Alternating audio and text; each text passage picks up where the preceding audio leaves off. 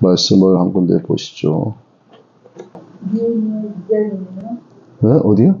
느헤미야. 느헤미야 예. 2장 18절에서 19절 한번 보겠습니다. 자, 또 그들에게 하나님의 선한 손이 나를 도우신 일과 왕이 내게 이른 말씀을 전하였더니 그들의 말이 일어나 건축하자 하고 모두 힘을 내어 이 선한 일을 하려 하매 호론 사람 산발랏과 종이었던 암몬 사람 도비야와 아라비아 사람 게셈이 이 말을 듣고 우리를 업신여기고 우리를 비웃어 이르되 너희가 하는 일이 무엇이냐 너희가 왕을 배반하고자 하느냐 하기로. 이 느헤미야서는 예수님께서 탄생하시기 약 400년 전에 해당하는 구약 역사의 마지막 부분을 소개하고 있는 내용입니다. 그래서 이 느헤미야서는 전체 나누어 보면은 성벽의 재건, 하나님 언약의 갱신, 민족의 개혁 이렇게 크게 세 주제로 단락으로 나누어집니다. 이 느헤미야는 에스라와 동시대에 있었던 인물이었어요. 그래서 성벽 건축 또 남은 자들의 영적 부흥을 주도했었던 하나님께 귀하게 쓰임받았던 선지자입니다. 느헤미야는 본래 아주 호화스러운 자리에 높은 자리에 앉아 있었고 세상적으로 보면은 먹고 사는 문제에 대해서는 전혀 근심할 이유도 염려한 이유도 없을 만큼 아주 소위 말하는 잘 나가는 그런 인물이었죠.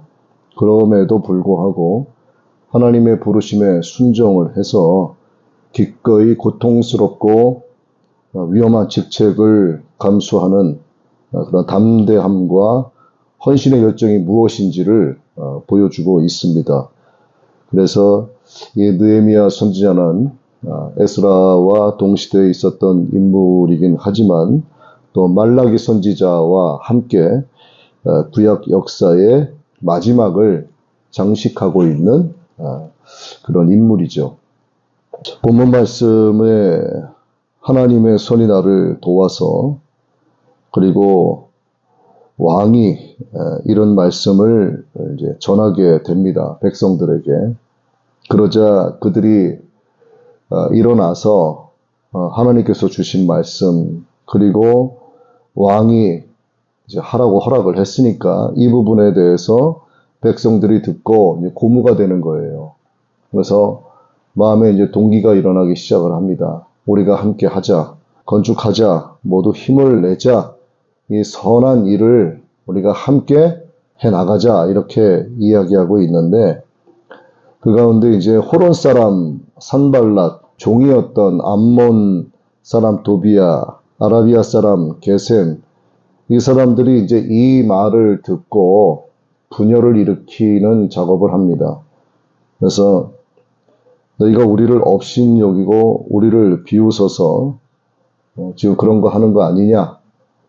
너희가 하는 일이 뭔지는 아느냐? 그게 바로 너희가 왕을 배반하고 있는 거다. 물론 왕의 허락을 받고 이렇게 했음에도 불구하고 이들이 왕에게 가서 이제 그릇된 말로 또 고하는 그런 아주 악한 일을 감당을 하게 됩니다.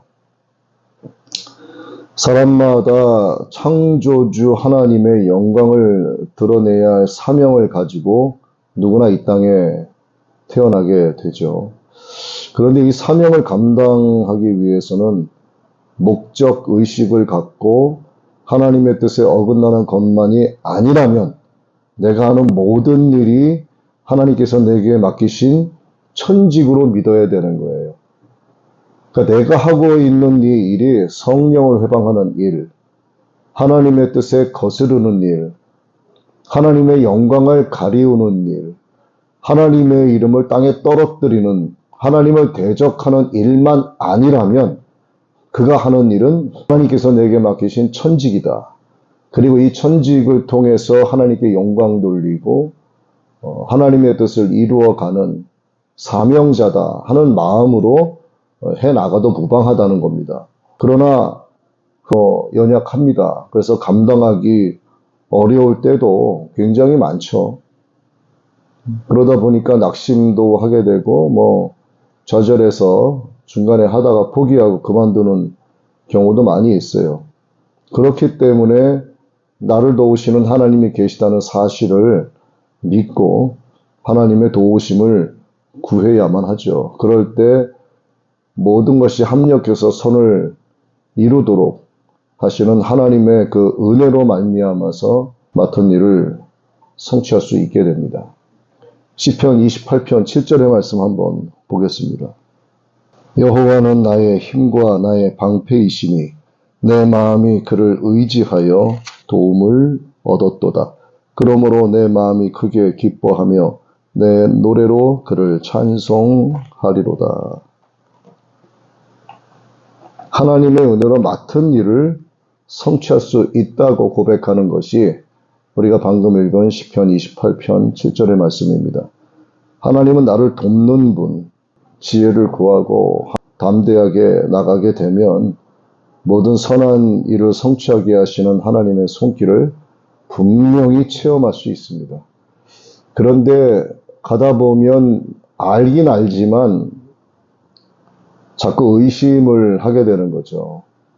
내가 이게 하는 것이 제대로 된 건지 올바로 된 건지, 하나님을 내가 아버지라고 부르고 있고 예수님을 믿고는 있지만 정말 그분이 내가 움직이고 말하고 행하고 기도하고 하는 이 모든 것과 내 마음에 품고 있는 것을 정말 내가 하나님을 위한 동기와 목적으로 움직이고 있다는 것을 하나님이 정말 아실까 하는 그런 의심이 들기 때문에 예수님이 말씀하시는 거죠. 믿음이 작은 자여 왜 의심하느냐.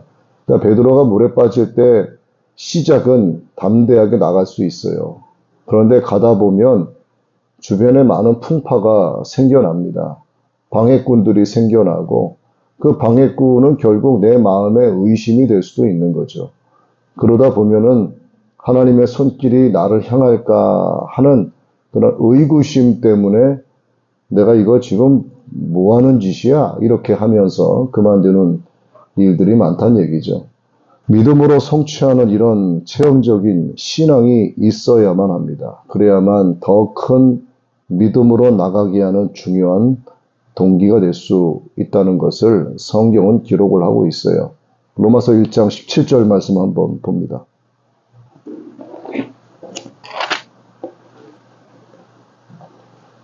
복음에는 하나님의 의가 나타나서 믿음으로 믿음에 이르게 하나니 기록된 바 오직 의인은 믿음으로 말미암아 살리라 함과 같으니라.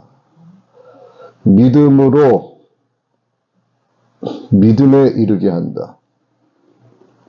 오직 의인은 믿음으로 말미암아 살리라. 이 한 구절에 믿음이란 말씀이 3번이나 등장을 하고 있습니다. 믿음으로 믿음에 이르게 한다. 오직 의인은 믿음으로 말미암아 산다. 하나님께서 나를 도우시는 분이라고 하는 그런 체험적인 신앙을 우리는 꼭 가져야 돼요. 그래야만 더 큰 믿음으로 나아가게 하는 동기가 된다고 로마서 1장 17절에서 말씀하고 있는 겁니다. 그뿐만이 아니라 믿음의 형제 자매들은 하나님 안에서 단결해야죠. 이 단결이라고 하는 구호가 군대의 어떤 인사, 단결 이런 의미가 아니라 정말 하나님 안에서 서로 합력하는 것이고 모이기에 힘쓰는 것이고 성령께서 하나 되게 하신 것을 힘써 지키는 것, 모이기에 힘쓰는 것, 그리고 이 단결은 영적으로 성도들의 교제를 가리킵니다. 교제.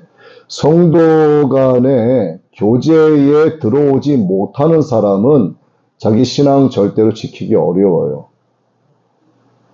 교회 내에서 성도와 성도 사이에 교제가 없이 신앙생활을 한다? 그건 어렵습니다, 정말. 아담과 하와 이야기를 또 하게 되는데 에덴 동산 중앙에 생명나무가 있고 선과 악을 알게 하는 나무가 있다고 했죠. 하나님은 선과 악을 알게 하는 나무는 열매는 먹지 말라고 하셨어요. 그러면 생명나무의 열매는 먹어도 된다, 안 된다? 먹어도 되는 거예요. 생명나무의 열매는 결국 하나님의 영으로 충만해지는 겁니다. 그러면 아담은 하나님으로부터 직접적으로 그 말씀을 듣고 자기의 갈빗대로 만들어진 하와에게 그 이야기를 전하면서 함께 가서 우리가 생명나무의 열매를 먹자 했어야 돼요. 그런데 안 먹은 것이 확실하죠. 생명나무 아래서 함께 모여서 생명나무의 열매를 먹는 것이 뭐예요? 이게 바로 교제입니다. 하나님 아래서 교제를 나누는 건데 그들 사이에는 교제가 없었던 거예요.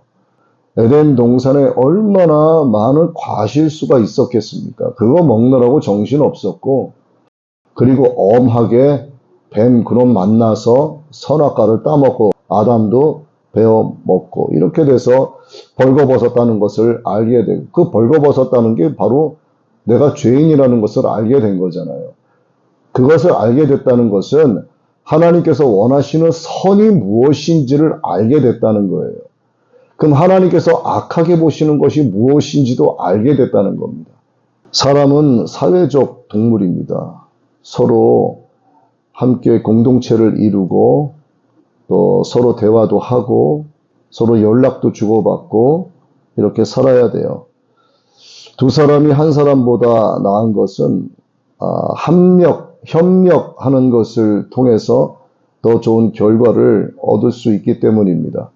이렇게 돼서 한 뜻을 갖고 무엇인가를 해 나가면 정말 큰 힘이 되는데 하라는 일은 하지 않고 서로 자신들의 의견만을 내세워서 이렇게 하는 게 좋다, 저렇게 하는 게 좋다, 자꾸 이야기를 하게 되면 어떻게 되는가? 행동으로 하나가 돼서 무엇인가를 이루어 나가는 게 아니라 말만 많이 하는 거예요. 자, 우리가 이거를 해야 되는데 너는 의견이 어때? 그러니까 A가 나는 이런 의견을 갖고 있어. B는 너는 무슨 의견을 갖고 있니? 나는 이런 의견을 갖고 있어. 그래? C, 나는 너희들과 의견이 좀 달라. 난 이런 의견을 갖고 있어. 그랬더니 A가 또다시 얘기해요. 내가 처음에 얘기했던 것보다 이게 더 나은 것 같은데 이걸로 하자. 그랬더니 B가 아니야, 그건 아닌 것 같아. 나도 생각해보니까 그거 말고 너희들이 말한 거 말고 이거 어때? 이렇게 자꾸 의견이 나와요. 그러니까 세 사람이 모이면은 5가지, 10가지 의견이 막 나옵니다. 방법이 너무나 많아요. 근데 이거는 하나님께서 원하시는 게 아니라 하나님의 계획과 하나님의 뜻 안에는 하나님의 속성에서 나온 하나님의 방법을 이미 제시해 주셨어요. 그런데 그 방법은 생각하지 않고 자꾸 인본적인 방법만을 꺼내는 거야. 유대인들이 아이들을 교육할 때 어릴 때부터 가르치는 교육 방식 중에 하나가 하브루타라는 교육 방식이 있습니다. 이게 토론 방식이고 매우 긍정적인 효과를 낳고 있기 때문에 우리나라 유치원에서도 영어 교육을 함께 하면서 하브루타 교육을 도입하는 사례들이 조금 있었어요. 그런데 문제는 뭐냐 하면 서로 간에 조율이 안 되는 겁니다. 네가 맞다, 내가 맞다 이렇게 되는 거야. 근데 하브루타의 장점도 있어요. 그것은 굉장히 창의적인 머리를 발달시킬 수 있다 하는 게 있어요. 그래서 유대인들이 지금도 그 하브루타 교육 방식을 도입을 해서 아이들을 양육을 하고 있는데 이게 장점이 잘 살려지면은 모르겠지만 그렇지 않다 보면 그 안에서 의견 대립, 충돌의 문제가 생겨날 수도 있다 하는 거죠. 그래서 하나로 단결을 해야 된다는 겁니다. 왜? 사람은 함께 살아갈 수 있는 사회적인 인격체로 하나님이 만들어 주셨어요. 혼자 있는 것이 보기에 안타까워서 아담을 잠들게 하신 후 갈빗대를 뽑아서 아내를 만들어 주셨지 않습니까? 그래서 가만 보면 이 여자들이 남자의 마음을 훤히 다 아는 것 같아요. 남자 이 갈비뼈 쪽에서 나와서 그냥 제 사견이에요. 그래서 남자는 여자의 마음을 몰라도 여자는 남자의 마음을 너무나 잘 아는 것 같아요. 그런 것 같아요. 제 생각입니다. 그래서 하나님은 두 사람이 한 사람보다 낫다 하는 이런 협력을 통해서 더 좋은 결과를 얻을 수 있기를 바라시는 거예요. 이 말씀이 전도서에도 기록이 되어 있는데 한번 보겠습니다. 그게 어디에 기록이 되어 있냐면 전도서 4장 9절 한번 보겠습니다. 자, 두 사람이 한 사람보다 나음은 그들이 수고함으로 좋은 상을 얻을 것입니다. 혹시 그들이 넘어지면 하나가 그 동물을 붙들어 일으키려니와 홀로 있어 넘어지고 붙들어 일으킬 자가 없는 자에게는 화가 있으리라. 또 두 사람이 함께 누우면 따뜻하거니와 한 사람이면 어찌 따뜻하랴. 한 사람이면 패하겠거니와 두 사람이면 맞설 수 있나니 세 겹줄은 쉽게 끊어지지 아니하느니라. 그래서 교회 안에서의 성도는 반드시 서로 간에 교제를 해야 됩니다. 교제하지 않으면 그 신앙 지키기가 정말 어려워요. 서로 사랑하라. 사랑을 해야 돼요. 하나님의 말씀에 따라. 근데 누구를 사랑해야 돼요? 뭐 교제가 있는 사람과 사랑을 해야지. 생판 모르는 길 가는 사람 붙잡고 나는 당신을 사랑해요. 그러면 저게 돌았나 이렇게.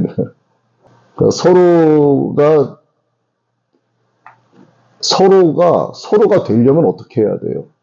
알아야 될 거 아니에요. 그 사람이 누군지, 형편이 어떤지, 뭘 갖고 아파하는지, 그가 간절히 바라고 원하는 소망이 무엇인지, 그의 가정에 어떤 문제가 있는지를 알아야 될 거 아니에요. 아니까 돕게 되는 거예요. 아니까 하나님의 사랑으로 접근을 하게 되는 겁니다. 그러니까 서로 사랑하라. 사랑이 물론 중요해요. 근데 더 중요한 건 뭐냐 하면 서로가 안 되면 사랑은 힘들다는 겁니다. 그래서 기독교는 교제하는 거예요. 교제. 근데 교제한다고 해서 맨날 어디 새로 생긴 커피숍에 찾아다니면서 빵 잘라 먹고 커피 마시고 나는 라떼 마실 거야. 어제 먹어보니까 좋더라. 저기 새로 생겼대. 오늘 저기 가보자. 아우 저기 냉면이 맛있다. 이런 교제가 아니잖아요. 하나님의 말씀을 영의 양식으로 먹고 우리가 찬양하면서 하나님의 은혜를 맛보고 그러면서 육의 양식도 함께 나누면서 두런두런 하나님의 은혜를 나누고 말씀이 어땠네 나누고 너 요즘 어때? 나 좀 요즘에 어려워. 그래? 뭔데 얘기해. 이러면서 이게 교제가 이루어지는 것을 하나님께서 기뻐하신다는 거죠. 성도 각자가 예수 그리스도의 몸이기 때문입니다. 저도 그렇고 여기 계신 여러분들도 예수 그리스도의 몸의 지체가 되기 때문에 결국 우리는 똑같아요. 머리가 똑같아요. 우리 머리는 예수님이기 때문에 우리는 서로 남남이 아니에요. 그리고 한 피에서 나왔단 말이에요. 한 피에서. 그렇기 때문에 서양인이든 아프리카에 사는 사람이든 아시아 사람들이든 피가 같으면 나눠줄 수 있어요? 없어요? 나눠줄 수 있는 거야. 사람의 피가 없다고 해서 원숭이 피 수혈 받을 수 있을까요? 아니에요. 정말 진화론이라고 하면 어떻게 해야 됩니까? 만약에 수많은 사람들이 여기에 모여 있어. 진화론이 정말 맞다고 치자고요. 그럼 어떻게 되겠습니까? 우리 선조 가운데 280대에서는요. 침팬치였어요. 당신의 조상은 누구였어요? 우리는 고릴라였어요. 이런 얘기가 나와야 맞는 거 아니에요? 진화론은 아니라는 거야. 그러니까 허점이 많은데도 그냥 거기에 매몰돼서 이게 하나님께서 주시는 지혜가 없으면 그냥 가장 똑똑한 줄 알아요. 세상에 이 초등학문밖에 안 되는 것 가지고 내가 똑똑하다, 네가 똑똑하다 이러는 거죠. 뭘 안다고 말할 수 있겠습니까?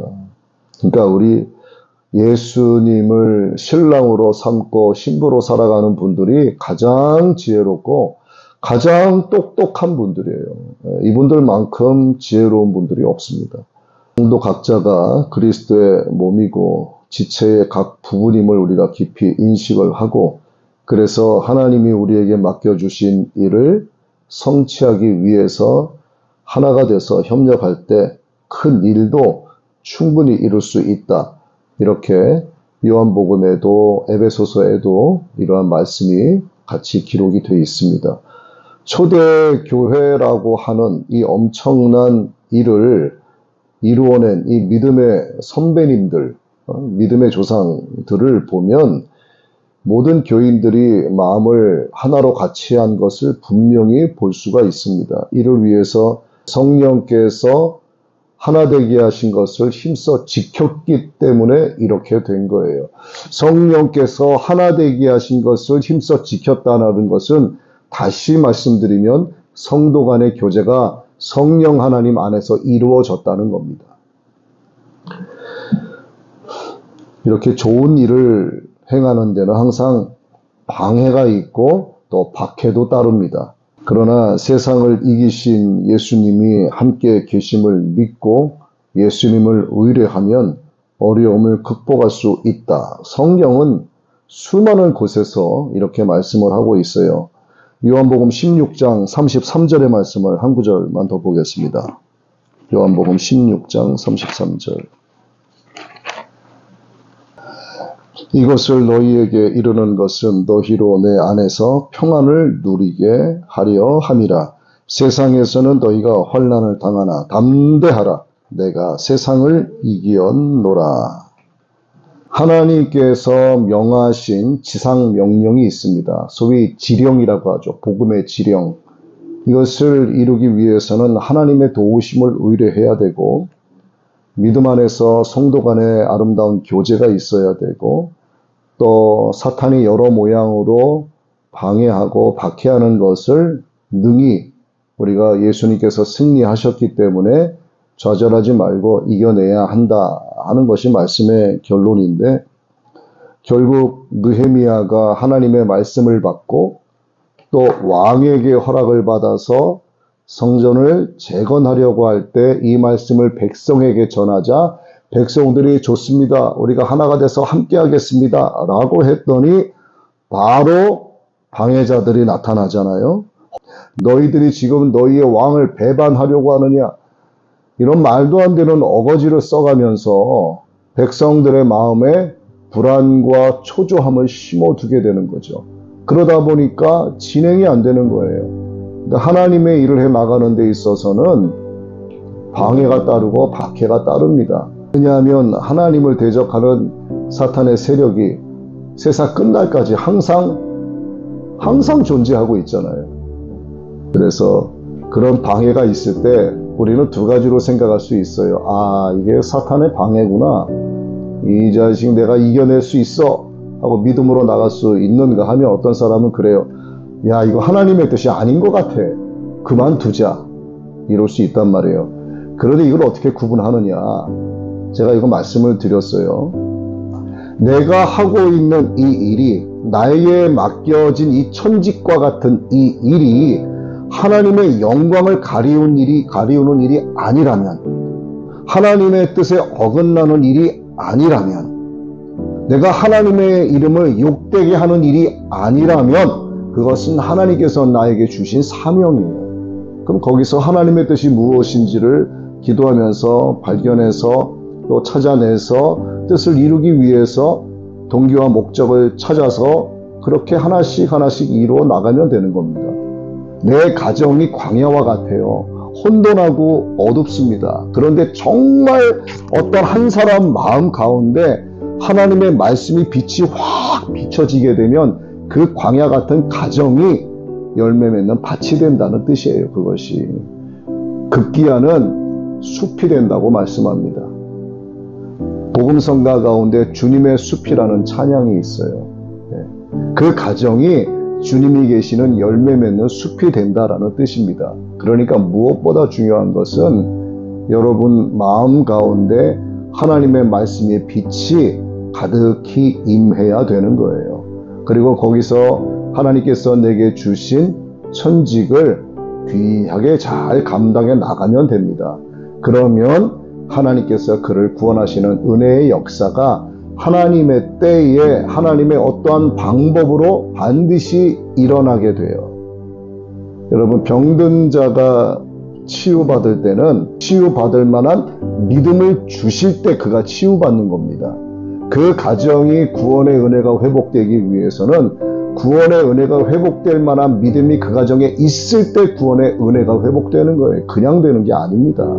오늘 여러분 마음 가운데 하나님의 말씀의 빛이 가득히 임하게 되기를 축복하고요.